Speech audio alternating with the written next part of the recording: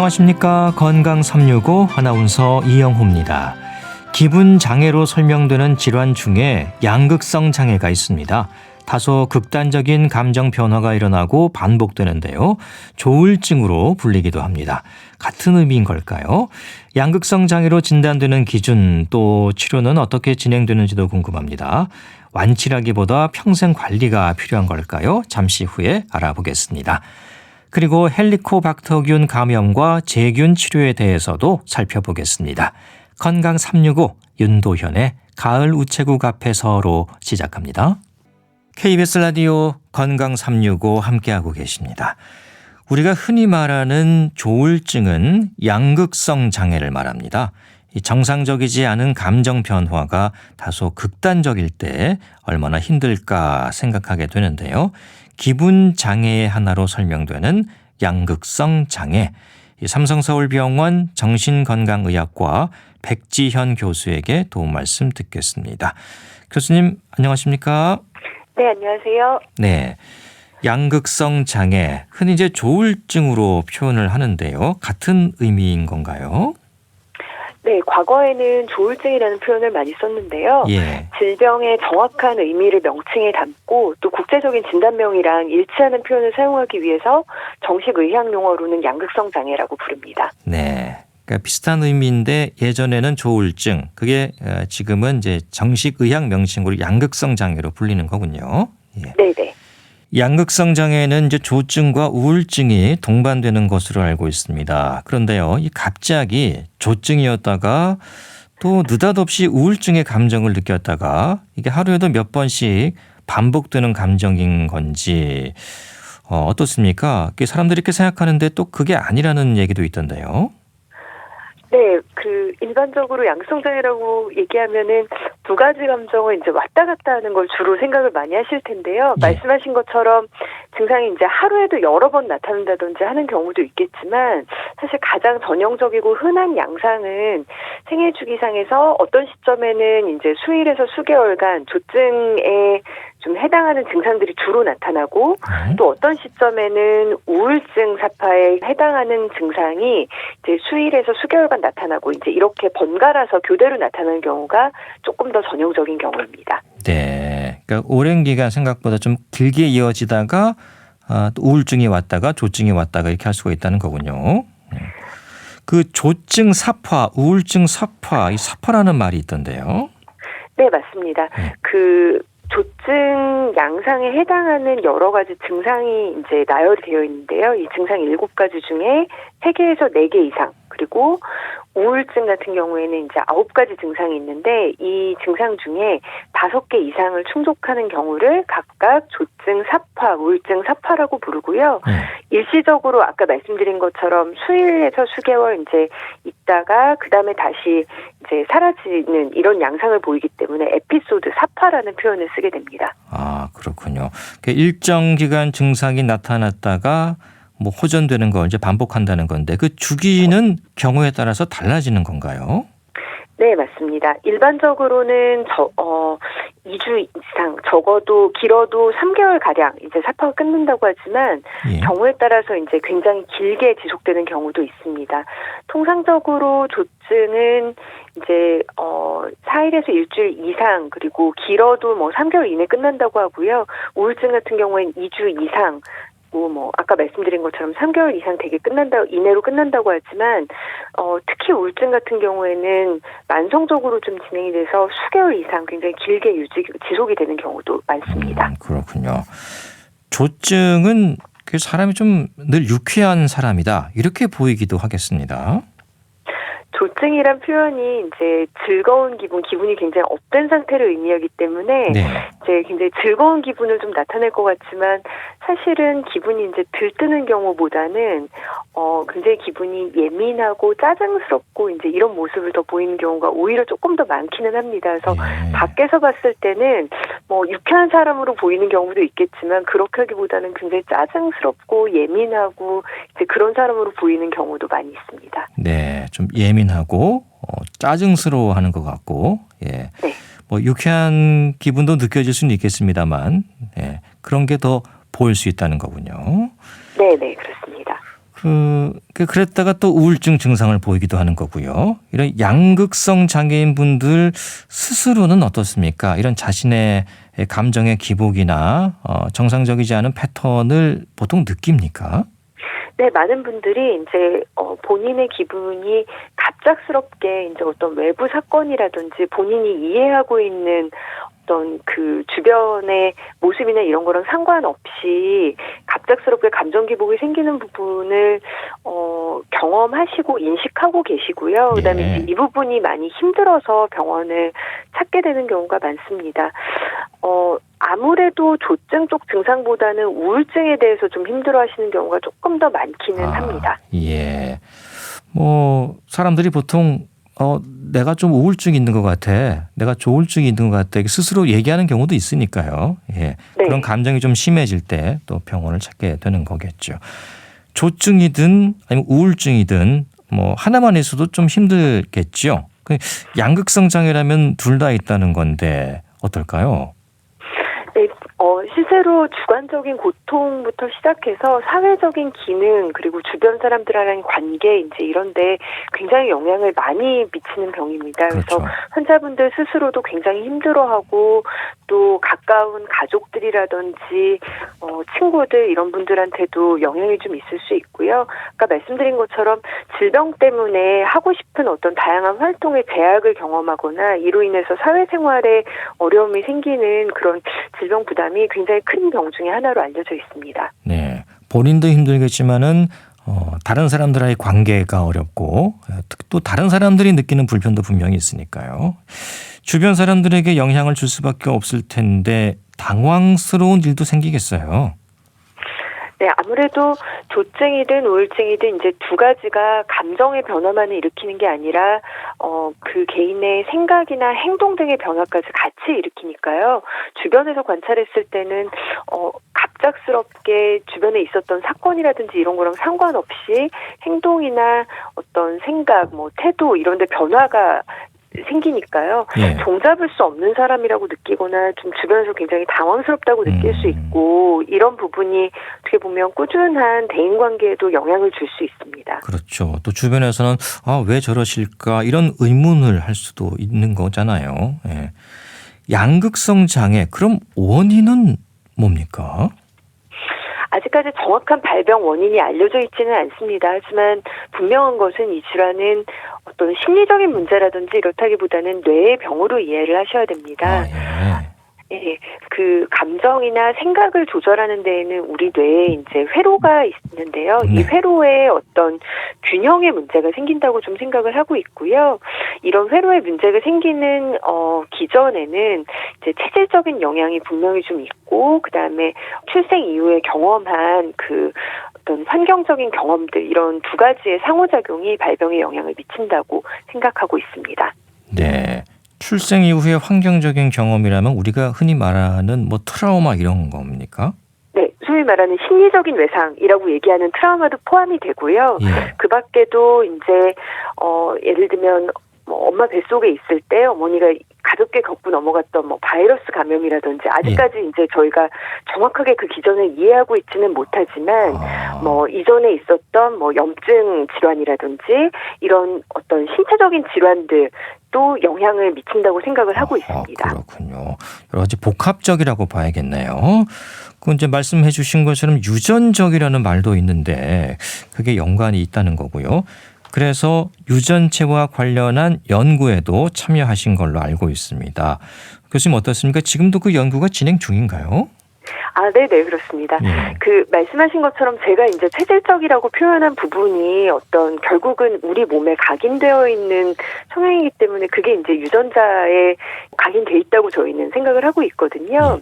근데 이제 한 가지 유의하실 것은 이 유전적인 성향이 영향이 크다는 게 일반적으로 생각하는 어떤 유전병이랑은 조금 양상이 다르거든요. 왜냐하면 발병의 체질에 영향이 미치는 것은 분명하지만 아까 말씀드린 것처럼 내가 기존에 갖고 있던 체질이 환경적인 영향에 따라서 발병이 어떤 방식으로 나타나는지에 영향이 가게 되거든요. 그래서 사실 이런 면에서 봤을 때는 양극성 장애라는 병이 뭐 체질적인 영향이 크다 하더라도 당뇨나 고혈압 같이 좀 이해하실 수 있는 부분들이 많다고 생각하실 수 있습니다.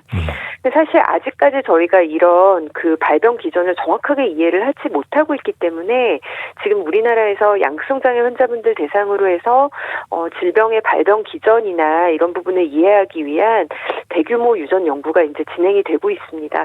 많은 환자분들이 참여해 주시면 질병의 원인을 좀 더 빠르게 이해하고 또 저희가 조기 발견을 하고 조기에 적절한 치료법을 찾는데 조금 더 쉬워지지 않을까 하는 기대를 갖고 있습니다. 예. 뭐 대를 이어서 전달되는 그 유전성 병은 뭐 아니겠습니다만 체질과는 분명히 연관이 있다 이렇게 생각이 되는 거군요. 예. 네. 그건 이제 앞으로 연구를 통해서 더 밝혀지겠죠. 그 우울증이 있을 때 자신의 이런 우울증을 부정하려는 심리가 조증을 동반하게 되고 이런 양극성 장애로 이어진다고도 합니다. 맞는 얘기입니까? 이제 과거의 어떤 양극성 장애 증상들을 심리적인 어떤 기전으로 이해하려고 할 때 조증을 설명하는 한 가지 방식 중에 하나였는데요. 예. 사실은 이 부분이 어떤 생물학적인 이해하고도 완전히 좀 뭐 상충되는 설명은 아니기는 합니다. 왜냐면은 원래 양극성 장애가 있던 분들이라고 하더라도 안정적으로 지내시다가 어떤 큰 스트레스 요인이 있을 때 사파가 발생하게 되는데 스트레스 요인이 영향을 미치는 정도가 예를 들면 우울증이 뭐 더 크다, 조증이 더 크다 이제 이렇게 저희가 말씀드릴 수는 없거든요. 그렇다 보니까 뭐 외부에서 봤을 때는 사실은 굉장히 우울한 감정을 느낄 만한 충격적인 사건이 있었다. 이런 상황에서 심리적인 변화를 일으켜야 돼, 그러니까 어떤 우울이라는 심리를 경험해야 될 것 같은 상황에서 조증 발생을 할 수 있기 때문에 이 부분도 아까 말씀하신 것처럼 심리적으로는 해석할 수 있을 것 같습니다. 예.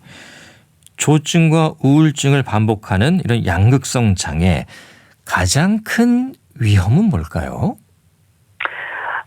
뭐 가장 이제 환자분이 경험하시는 큰 위험 중에 한 가지는 이제 이게 한번 경험하고 나서 이후에 재발을 자꾸 하게 될 위험이 좀 높다는 거고요. 즉 내가 실제로 느끼는 바와 상관없이 나타나는 이제 감정 기복 때문에 원치 않는 행동 변화가 반복되고 이 때문에 이제 하고 싶던 일이라든지 열심히 하고 있으셨던 일, 뭐 사회적으로 맺어왔던 관계 등에 원치 않는 결과를 초래할 수 있다는 점입니다. 그리고 이제 그 우울증에서 흔히 아시겠지만 심한 우울의 경우에 자살 위험이 굉장히 좀 높아질 수 있는데 이제 연구에 의하면은 여러 다양한 정신질환 중에 사실 양극성 우울증인 경우가 자살 위험이 가장 높다고 하거든요. 네, 그래서 이 병이 이제 그런 면에서 가장 좀 위험할 수 있고 개인적으로나 사회적으로 큰 손실이 좀 생길 수 있다고 생각합니다. 네, 우울증보다도 이 조울증이 오히려 더 그런 위험이 크다는 거군요. 예. 조증과 우울증을 좀 구분해서 살펴보면 좋을 텐데요. 그 조증이 지속되는 게 이제 조증 그 말씀하신 사파 시기인 거잖아요. 그때는 어떤 증상이 나타나는 겁니까? 네, 조증, 우울증 이제 이름을 들으셨을 때 생각하실 수 있겠지만 가장 변화가 대표적으로 나타나는 게 이제 첫 번째가 기분의 변화이고요.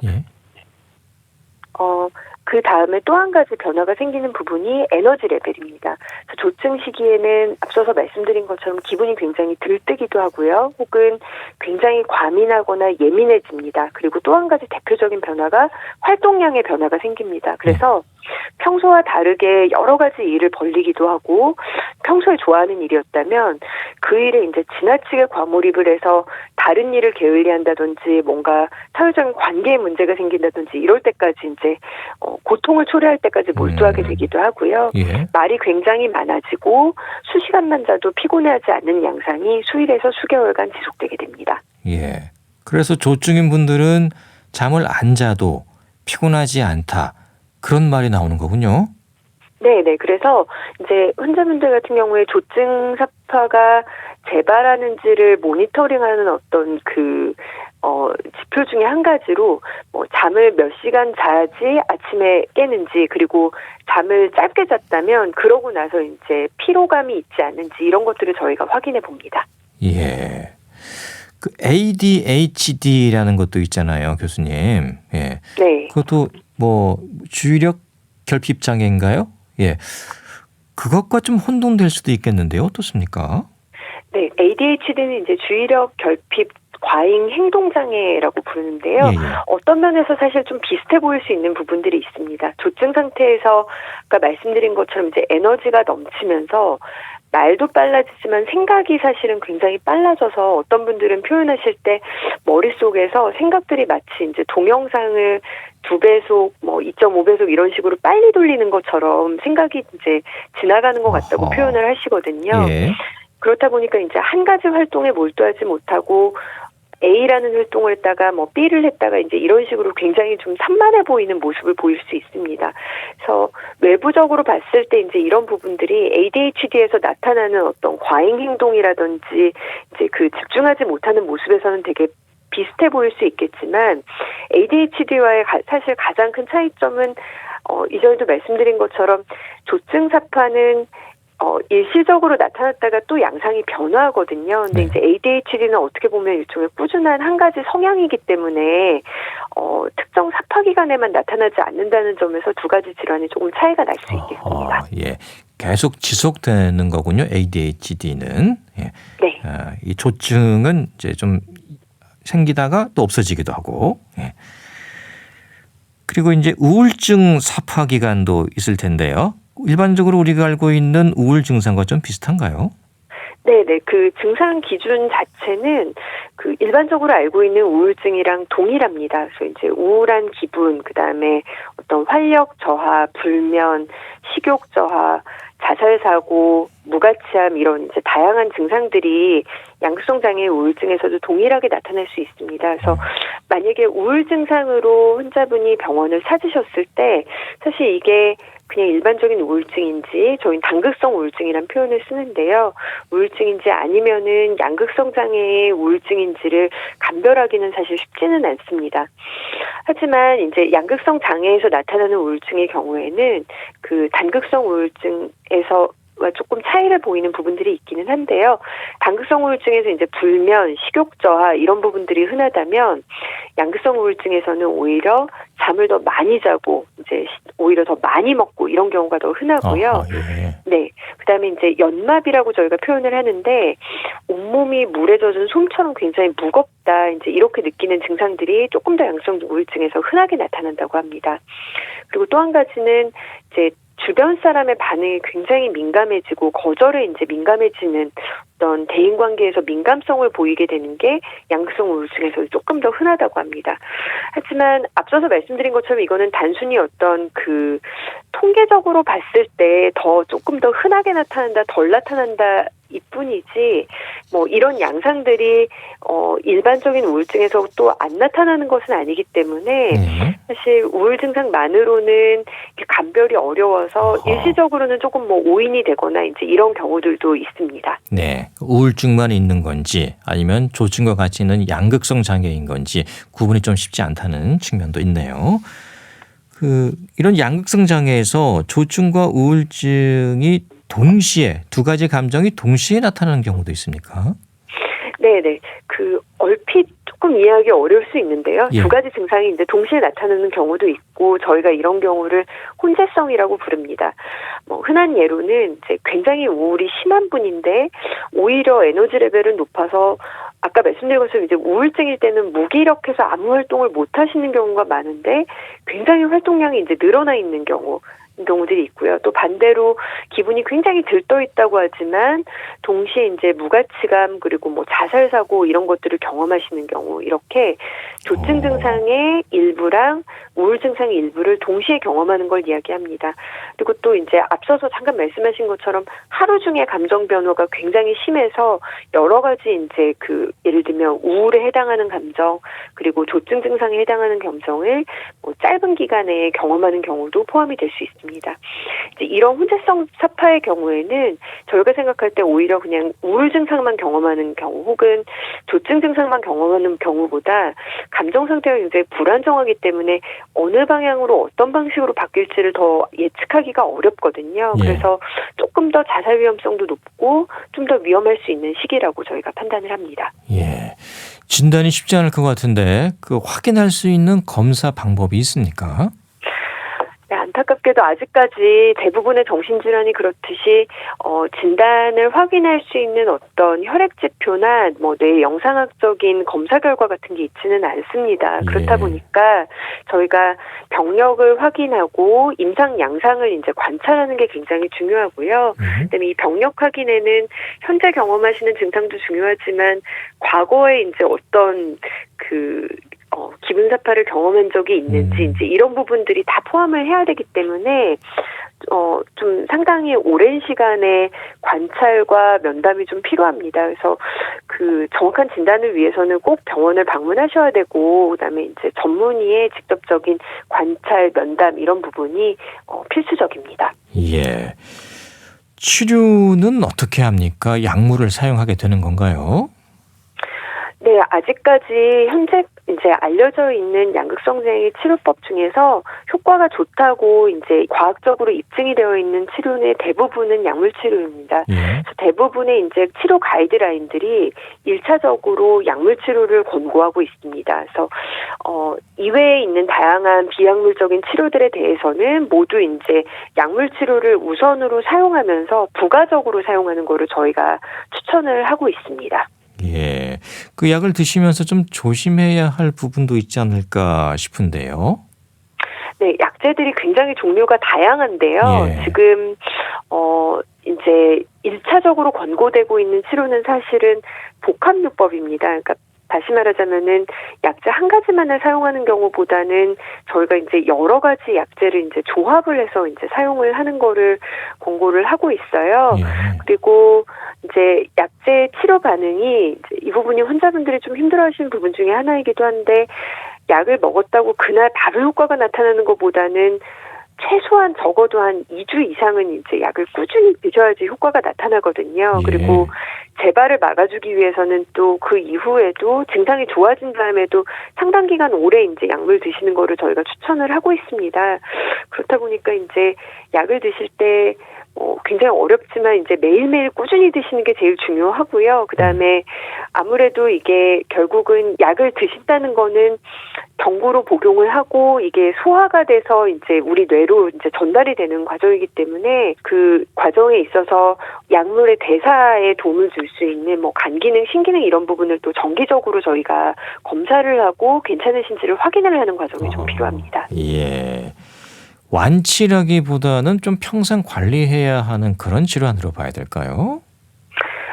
아직까지의 이해는 그렇습니다. 물론 이제 의학 발전이 됨에 따라서 분명히 어떤 질병을 보는 관점도 달라질 수 있겠지만, 아직까지는 그런 어떤 체질이나 소인을 가진 분들이 관리를 해나가는 데는 병으로 이제 생각을 하기 때문에 꾸준한 약물 치료나 상담 치료 등을 받으면서 경과에 따라서 어떤 생활 양식의 변화 혹은 약제 조절 이런 부분들을 저희가 지속해서 시도해 나가는 그런 어떤 관리해 나가야 되는 병으로 생각을 하고 있습니다. 네.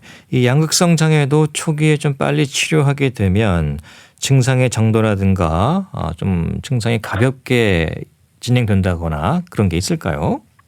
네, 조기에 발견해서 적절한 치료를 빨리 적용했을수록 치료 반응도 훨씬 좋고 예후도 더 좋다고 알려져 있습니다. 예. 치료를 받지 않고 이제 놔둘 경우에는 장기적으로는 이게 오히려 뇌에 굉장히 해가 될 수 있다고 생각을 하고 있고요.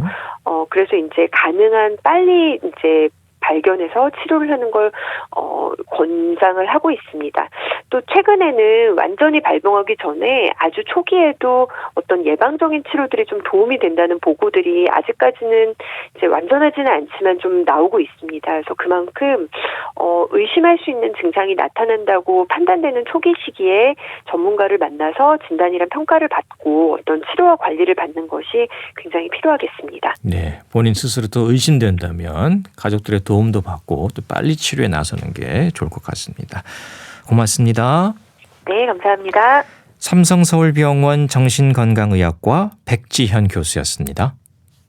KBS 라디오 건강 365 함께하고 계십니다. 박기영의 마지막 사랑 듣고 계속 이어가겠습니다.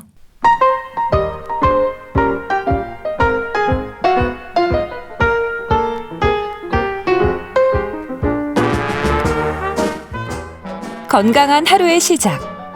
KBS 라디오 건강 365.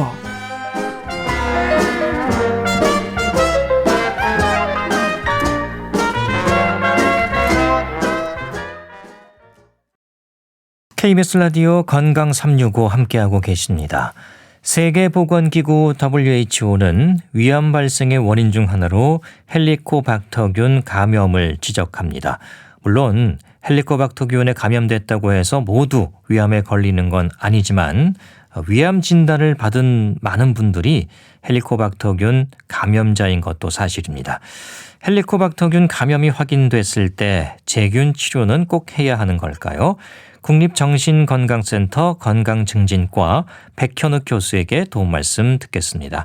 교수님 안녕하십니까? 네, 안녕하십니까? 네, 헬리코박터균 감염이 확인되면 제일 먼저 재균 치료 얘기를 듣습니다. 약간 고민을 하게 되는 것 같아요. 이게 감염이 확인되면 모두 재균 치료를 해야 하는 겁니까? 반드시 해야 된다는 거에는 항상 뭐가 좀 붙죠. 예. 그래서 예. 사실은 헬리코박터균 감염증 환자가 모두 반드시 치료받아야 된다. 그거는 사실은 꼭 맞는 얘기는 아닙니다. 예. 그래서 대한수화기학회 가이드라인에 따르면은 꼭 받아야 될 분들은 어떤 분이냐. 헬리코박터 양성이 나오면서 위궤양을 가지고 있다. 십이지장 궤양을 가지고 있다. 혹은 조기 위암으로 이미 수술이나 내시경 절제를 받은 이후에 환자가 균을 가지고 있거나 혹은 말트 림프종이라고 변연부 B세포 림프종, 일종의 림프암 종류인데요. 그게 있거나 아니면 만성 특발성 혈소판 감소증 이런 환자의 경우는 반드시 치료를 받으시는 게 좋습니다. 예. 그리고 또 이 외에도 약값을 건강보험이 완전히 이렇게 보상을 해주진 않지만 그래도 좀 치료하는 게 득이 된다. 이런 경우는 어떤 경우냐 하면 네. 위암의 전 단계인 위선종을 내시경 절제술을 이미 한 사람 네. 혹은 가족 중에 위암이 있는 사람 아니면 내시경상에서 위축성 위염이나 장상피 화생이란 말 많이 들으시잖아요. 네. 그런 걸 갖고 있는 분들은 득을 볼 수 있다. 치료를 하면. 그렇기 때문에 그때는 재균 치료를 저희가 적극적으로 권해드리고요. 이제 그럼에도 불구하고 많이 고민들 하는 게 이게 1급 발암물질로 분류된 바가 있잖아요. 헬리코박터가. 네네. 그러니까 내가 헬리코박터 양성이면 치료받는 게 낫지 않나. 그럴 때 치료를 받으면 큰일 납니다라는 말은 또 안 맞는 것 같아요. 네, 받을 수는 있으나 적극적으로 권하는 건 아니고 또 보험에서 커버도 되지 않는다 정도로 기억을 하시면 될 것 같습니다. 그렇군요. 이제 위 내시경을 하면서 헬리코박터균 감염이 확인되기도 하고요. 또 요소 호기 검사라는 방법을 통해서 감염 여부를 확인하죠. 그렇죠. 예. 그러니까 사실 두 가지가 방법이 많이 다르잖아요. 네. 하나는 내시경이라는 어려운 검사를 하면서 조직을 조금 띄어서 하는 검사 방법이 있고 또 하나는 굳이 내시경을 하지 않더라도 소위 비침습적이 되겠죠. 이렇게 호흡을 통해서 불어서 검사하는 요소 호기 검사 두 가지가 있는데 이렇게 숨을 쉬는 공기를 모아서 검사하는 요소 호기 검사가 간단하기도 하고 기다렸다가 결과도 바로 알 수 있으면서 정확도도 높고 민감도도 굉장히 좋은 검사거든요. 네. 그래서 많이 사용을 하죠. 근데 그것 이외에도 피 검사를 통해서 항체 검사를 한다거나 대변의 항원 검사도 가능한 방법이긴 하지만 이 방법은 현재 걸려 있는 걸 반드시 알 수 없거나 아니면 좀 검사 방법이 매우 불편하기 때문에 이 방법보다는 방금 말씀 주신 내시경을 통해서 하거나 요소 호기 검사 이 방법을 가장 많이 사용합니다. 네. 위 내시경 검사하기 전에 물어보시더라고요. 헬리코박터균 감염 여부 확인하시겠느냐고. 예. 전 그렇죠. 당연히 하겠다고 했는데 아니나 다를까. 저도 확인이 돼서 재균 치료를 받았던 적이 있습니다. 네. 예. 잘하셨습니다. 보통 이제 그렇게 해서 많이 확인을 하던데요. 그 요소 호기 검사라는 건 제가 말은 들어봤는데 이게 어떻게 하는지 잘 모르겠거든요. 이게 호흡으로 불어서 하는 거죠. 맞아요. 이제 호흡 검사라고 그냥 간단히 말할 수도 있는데 이 헬리코박터균이 굉장히 묘한 균이라서 독특한 유레아제라는 효소를 분비를 해요. 네. 그런데 위벽 자체에는 이 유레아제라는 효소가 없기 때문에 우리가 요소 약물을 하나 딱 주고 헬리코박터균이 있는 사람과 없는 사람을 구별을 하는 방식이 헬리코박터균이 있다면 이 우리가 준 요소 약물이 분해가 되겠죠. 네. 그래서 거기에 동위원소를 섞어 놓거든요. 그러면 호흡을 통해서 이산화탄소로 이 동위원소가 섞여 나오는 거를 측정을 해서 전후를 구별해 가지고 그 양을 측정해서 헬리코박터가 있구나 없구나 하는 방식을 하는 건데요. 제가 설명을 길게 했지만 간단히 얘기해서 숨 쉬는 공기를 이 요소를 먹기 전과 후로 모아가지고 그 동위원소의 양을 비교해서 있다 없다를 구별하는 그런 검사 방법입니다. 그래서 검사하는 분은 굉장히 편하죠. 어디 그렇죠. 찌르거나 쑤시거나 그런 게 없으니까. 네. 그래서 다만 이제 4시간 정도는 금식하고 오라고 보통 얘기를 하고요. 예. 검사 시간 자체가 뭐 한 30분 정도에서 1시간 정도면 충분히 되니까 예. 사실은 상당히 편안한 방법이 되겠습니다. 네. 그 말씀해 주신 원리는 뭐 약간 복잡할 수도 있습니다만, 예. 하는 환자 입장에서는 비교적 손쉽게 할 수 있다는 그렇죠. 거군요. 시간 잠깐 짬을 내서 또 결과도 빨리 알 수 있는 거죠. 기다리시면 바로 보실 예, 수가 그 자리에서도 기다리다 보면 네. 바로 나오는 거고요. 네, 예. 그렇습니다. 근데 이게 좀 정확할까 싶기도 한데 아무래도 이제 위 내시경은 직접 들여다보는 거니까 예, 네. 뭐 정확하겠거니 하는데 이게 호흡하는 걸로 이게 확인이 될까 싶기도 해요. 근데 굉장히 정확한 편입니다. 아, 그래요. 실제로 내시경으로 우리가 조직 검사를 해서 병리 검사를 하거나 아니면 시에로 검사라고 급속 요소 분해 효소를 검사하는 방식이 상당히 정확한데 그것 역시 대략 90에서 95% 민감도와 특이도가 있거든요. 근데 놀랍게도 오히려 지금 말씀드린 요소 호기 검사가 민감도 95%, 특이도가 95%에서 100%까지 얘기를 하거든요. 예. 그러니까 놀랄 정도로 정확한 방법이고 편리하기 때문에 대부분의 경우 내시경을 하고 그 김에 검사를 해서 균이 있다 그럼 재균을 하잖아요. 재균을 하고 내가 진짜 없어졌나를 확인하는 방식을 바로 이 방법으로 할 때가 매우 많습니다. 그렇죠. 뭐 위내시경 한 지 얼마 안 됐는데 또 할 수는 없는 노릇이고요. 그렇죠. 예. 그렇죠. 네, 그러면 굉장히 편하잖아요. 네. 재균 여부를 확인하는 방법으로는 뭐 아주 좋겠습니다. 그럼요. 제일 좋습니다. 예. 단지 그게 이제 조금 뭐 미리 좀 해야 될 것은 그 재균을 위해서 쓰는 산 억제제나 항생제를 드시고 끊자마자 바로 검사하면 이거는 정확도 제로예요. 안 나오게 돼 있고요. 예. 적어도 2주에서 한 달 정도는 약을 다 끊고 나서 그러고 나서 검사를 해야 아하. 검사가 정확하게 나옵니다. 그렇군요. 뭐 일단 재균 치료를 했으니까 네. 그게 또 숨어 있는 살아 있는 헬리코박터균들이 그렇죠. 있을 수 있다는 거군요. 그렇죠. 그래서 조금 그렇죠. 여유 두고 하셔야 된다는 거 네, 알고 맞습니다. 있겠습니다. 아무튼 이게 이제 헬리코박터균 양성으로 나오면 감염이 된 건데 그게 어디서 온 건지 감염 경로도 궁금합니다. 다른 사람에게서 이제 옮은 것 같긴 한데 뭐 내 몸에서 나오는 건지 싶기도 하고요. 예. 그렇죠. 이 헬리코박터균이 굉장히 까다로운 균이에요. 예. 사실 생각을 해보면은 위산 그렇게 강렬한 산, 염산과 똑같은 정도의 산도가 있는 위에서 균이 산다는 거를 사실 1980년대 초창기에 확인될 때까지는 의사들 사이에서도 믿지를 않았습니다. 네. 거긴 세균이 살 수 없는 곳이라고 해서. 굉장히 이제 열악한 환경이라는 거죠. 그렇죠. 근데 또 재밌는 건 모든 포유동물이나 동물의 위벽에서 할 수 있지도 않아요, 이게. 그래서 그런 면에서 굉장히 까탈스러운 균이기도 하고 그래서 완전히 정확한 감염 경로가 알려졌다고 말하기는 어렵지만 1차로 사람과 사람 사이에서 전파되는 것으로 아직도 추정을 하고 있고요. 네. 그러면 어디로 전염이 되냐? 대변에서 우리가 이게 항원이 나오거든요. 대변에서. 그렇기 때문에 예. 그렇기 때문에 대변의 오염 물질이 손과 입을 통해서 먹어서 감염되거나 혹은 입에서 입으로 감염되거나 이게 가장 가능성이 높다고 생각을 하고 있고요. 또 하나는 내시경이 바로 입을 통해서 위로 들어가잖아요. 예. 그래서 내시경 등의 기구를 통해서 감염될 수 있고 또 경우에 따라서는 물을 통해서도 감염되거나 혹은 음식을 같이 한 그릇에 놓고 같이 떠먹으면서도 감염이 가능하다고 생각은 합니다. 네. 근데 이거는 단 한 번 그렇게 먹었다고 감염된다기보다는 같은 가족 내의 감염률이 굉장히 높거든요. 예. 그래서 그런 경우가 이 음식을 통한 것도 영향이 있다고 생각을 하니까 결국 비위생적인 생활 습관 이런 것들이 원인이 되고 음식을 나눠 먹고 기구를 통하거나 또 대변에 있는 게 손을 통해서 입으로 들어가서 그렇게 감염이 된다고 생각을 하고 그렇군요. 또 뭐 이게 술자리에서 과거에 술잔 많이 돌리고 있었는데 뭐 그런 것들도 원인이 될 수는 있을까요? 불가하지는 않은데요. 아, 단 한 번의 그런 접촉으로 감염이 되느냐는 조금 우리가 그렇게 말하기는 좀 어려운 것 의문이다. 같기는 해요. 예. 그러나 술잔 돌리는 습관은 없애는 게 좋겠죠. 좋은 건 아니죠. 뭐 그 외에도 네. 다른 뭐 질환들이 옮아갈 수도 있는 거니까요. 예. 네, 그렇습니다.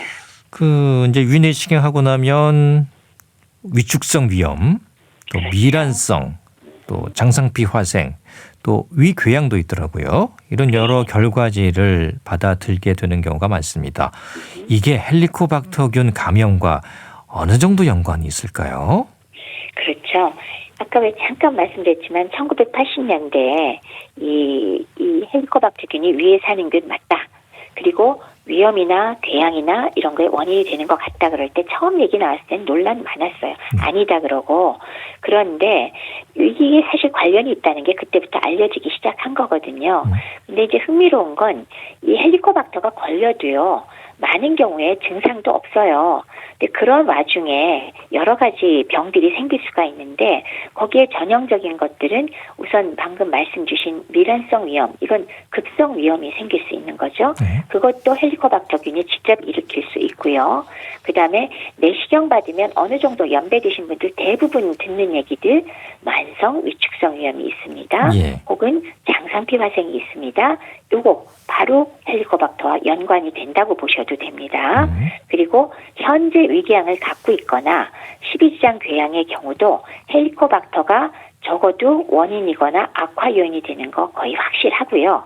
거기에 더해서 WHO에서 위암의 원인이라고 이미 발표를 해버렸거든요. 예. 그래서 이런 것들이 분명히 점막의 변화를 일으키면서 헬리코박터균이 원인의 일부가 되는 것은 확실합니다. 예. 제균 치료는 이제 균을 없애는 거고요. 예. 네. 항생제가 쓰이는 거죠. 그렇죠. 그래서 항생제가 기본인데 좀 더 좋은 환경을 만들기 위해서 사실은 항생제에다가 더해갖고 다른 약도 함께 사용을 하는데 네. 기간은 뭐 보통 뭐 한 1, 2주 정도 복용하게 되고 그다음에 보통 치료 4주 후에 아까 말씀드린 호기 검사를 통해서 박멸 여부를 보통 재검하는 경우가 대부분입니다. 예. 그 위산 분비 억제제가 같이 처방되는 건가요? 그렇죠. 왜 그걸 같이 먹느냐? 위산을 어느 정도 중화시켜서 헬리코박터를 좀 더 재균시키는데 도움을 주기 위해서 위산 억제제를 같이 사용하거든요. 예. 소위 말해서 박테리오스태틱 액션이라고 세균이 더 이상 증식 못하는데 위산 분비 억제제도 일조를 하고요. 예. 거기에 더해서 항생제를 같이 써줘야 제균 효과가 상승을 합니다. 사실 헬리코박터가 계속 말씀드리지만 지독한 균이기 때문에 항생제도 우리가 단독으로 쓰지 않잖아요. 그런 것처럼 굉장히 고심을 그 제균요법을 우리가 개발을 해내긴 했지만 그거를 더 효과 좋게 하기 위해서 위산 분비 억제제도 항상 함께 복용을 하고요. 가급적이면 직전에 복용하는 게 더 효과적입니다. 네. 그 며칠 전에 저한테 물어보더라고요. 이게 제균 치료 항생제 몇 번 먹어야 되느냐고. 예. 제가 이제 건강 365를 진행하다 보니까 그런 질문을 나한테 했는데 제가 답을 제대로 못했어요. 이게 몇 번 하루에 먹어야 되는 겁니까? 이제는 답변 잘 하실 수 있을 것 같습니다. 예. 1차 치료할 때 우리가 사용하는 것은 하루에 2번이 보통 공통적으로 사용을 하고 있습니다. 2번이요? 예. 그런데 이제 2차, 3차로 가면 또 좀 다른데요. 대부분의 경우 이제 첫 번째를 쓰는 건 역시 1차 약을 사용하기 때문에 2번이라고 답변하시면 맞습니다. 예. 제가 3번이라고 잘못 얘기했네요. 가서 제가 2번으로 수정 바로 하도록 하겠습니다. 2번씩 먹는 걸로. 예. 네. 그 이제 항생제 하면 좀 부담을 아무래도 느끼잖아요. 예. 네. 어떻게 좀 답을 해야 될까요? 그렇죠. 보통 1주 내지 2주를 권고를 해드리는데 2주가 조금 더 치료 효과가 높아서 크게 불편하지 않으면 2주 처방을 낼 때도 많습니다. 네. 그런데 사실은 부담 많이 느끼죠. 항생제 일반적으로 드시면 부작용 보통 어떤 게 나오죠? 제일 먼저 아시는데? 뭐 설사나 이런 게 좀 있지 않을까요? 그렇죠. 예. 소화장애, 설사, 아니면 뭐 속쓰림, 뭐 이런 것들 당연히 생기잖아요. 예. 근데 그건 우리가 예측 가능한 거고, 이 제균을 위한 이 헬리코박터 항생제를 드리면 대부분의 환자분들이 입맛이 이상해요. 써요. 혹은 금속성 맛이 나요. 이런 말씀을 많이 하시거든요. 예. 그래서 그런 부작용이 생길 수가 있고요. 근데 그 정도 외에는 생각보다는 다른 거는 별로 많이 말씀을 안 하시고, 그다음에 모든 약에 공통적인 뭐 알레르기가 심하거나 그럼 못 쓰는 거지만 그런 것들을 좀 참고 쓰십시오라는 말씀을 드릴 때가 많습니다. 예. 그래서 1주나 2주 정한 기간만큼 쓰실 때 좀 참고 쓰시고, 그다음에 항생제이기 때문에 어쩌다 한번 빼먹으면 빨리 생각났을 때 드시고, 그래서 하루 2번을 지켜주시고, 그다음에 드시는 동안은 가급적 술 피하시고 뭐 이런 것들을 말씀을 드리죠. 네. 이제 고지혈증 같은 질환으로 스타틴 계열 약 복용하시는 분들 있잖아요. 예. 네. 그때는 그 약을 좀 중단하는 게 좋다는 말도 있던데요. 그게 이런 약을 우리가 사용을 할 때 사실은 그 사용하는 항생제 중에 클레리스로마이신이라는 약이 들어가거든요. 예. 근데 이 약이 간의 약물 대사 효소를 좀 억제를 하기 때문에 이 스타틴 같은 약물이 조금 더 그 농도가 올라간다 그러나요? 그래서 그 약의 부작용이 심화될 수도 있다. 요 정도기 때문에 아주 섬세하게 하려 그러면 그 기간 동안 뭐 복용을 중단하는 게 그 스타틴의 부작용을 좀 줄일 수가 있으니까요. 네. 그런 정도로 신경을 써도 되고요. 제가 아주 그냥 적극적으로 열심히 뜯어 말리지는 않습니다만 기억하셨다가 치료 기간 동안만 잠시 빼셨다 복용하는 것도 좋은 방법이 되겠습니다. 그렇군요. 예. 네. 1차 치료에서 실패하는 경우도 있는 걸로 알고 있습니다. 그럼 뭐 2차 또 심지어 3차까지 이어지기도 합니까? 그럴 수 있습니다. 보통 1차 치료가 초창기에 우리가 이제 80년대 이게 궤양의 원인이고 암의 원인이구나 알게 돼서 90년대 이제 치료를 열심히 했었거든요. 그때는 1차 약을 써도 한 90% 이상 다 치료가 되는 걸 자신했었어요. 그랬는데 항생제잖아요. 자꾸 쓰다 보니까 뭐가 생기죠? 내성이 내성. 생기지 않습니까? 네, 그래서 점차로 감소해서 요새는 한 70%, 적게는 막 64%, 그다음에 많게는 한 80%, 이 정도가 치료가 된다고 보고 있거든요. 그러니까 결국은 한 20 내지 30% 이상이 치료가 안 되는 거예요. 근데 그래도 이분이 꼭 치료가 필요한 분의 경우는 우리가 2차, 3차까지도 사용을 하기도 합니다. 그래서 2차까지는 많이들 쓰거든요. 네. 그래서 거기는 보통 4가지 약제를 병합해서 써서 역시 한 주 내지 2주일 정도 사용을 하고요. 당연히 1주 쓰는 것보다는 2주 쓰는 게 훨씬 치료 효과는 높습니다. 이 경우도 한 70%에서 90, 많게는 96%까지 얘기를 하는데 2차 치료제의 단점은 약이 더 많고 소화장애 더 많이 생기고 하루에 4번을 복용한다. 이런 문제점이 좀 있습니다. 차이가 있군요. 예. 네. 가급적 1차에서 치료가 좀 잘 됐으면 좋겠습니다. 그렇죠. 예. 네. 자, 오늘 도움 말씀은 여기까지 듣겠습니다. 고맙습니다. 네, 감사합니다. 국립정신건강센터 건강증진과 백현욱 교수였습니다.